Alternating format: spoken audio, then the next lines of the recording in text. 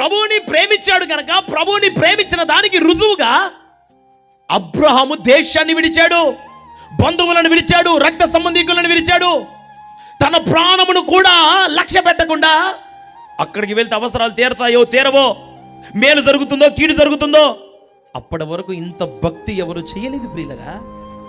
ఈరోజు నేను ఒక మాట మిమ్మల్ని అందరిని అడగాలని కోరుకుంటున్నాను. మీరు నిజంగా ప్రభుని ప్రేమించి మీరు ప్రభు కోసం మీరు ఏం విడిచిపెట్టారు?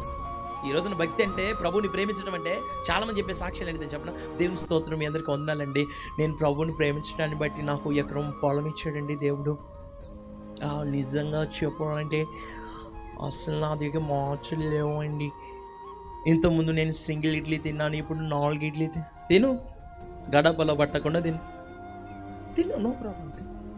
నీకు ఇదే కదా సాక్ష్యం. ఒక స్థలం కొనుక్కోవటం సాక్ష్యం, ఒక పొలం కొనటం సాక్ష్యం, ఒక ఇల్లు కొనటం సాక్ష్యం.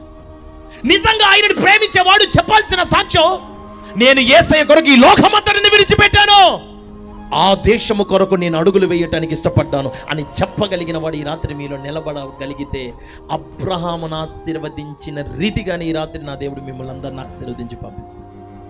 నీ జీవితంలో అబ్రహాం లాంటి ఆశీర్వాదం కావాలి, కానీ నువ్వు అబ్రహాం లాగా మాత్రం ఉండమాకు. లేనిపోయిన చేత అంతా పోగేసుకో.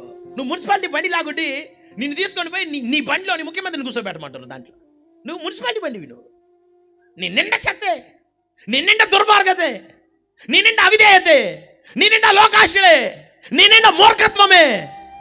ఎన్నిసార్లు దేవుడు నీతో మాట్లాడుతున్నా, ఎన్ని రకాలుగా దేవుడు నిన్ను దర్శిస్తున్నా, ఎన్ని కోణాల్లో దేవుడు నిన్ను పిలుస్తున్నా, unable to listen the word of God.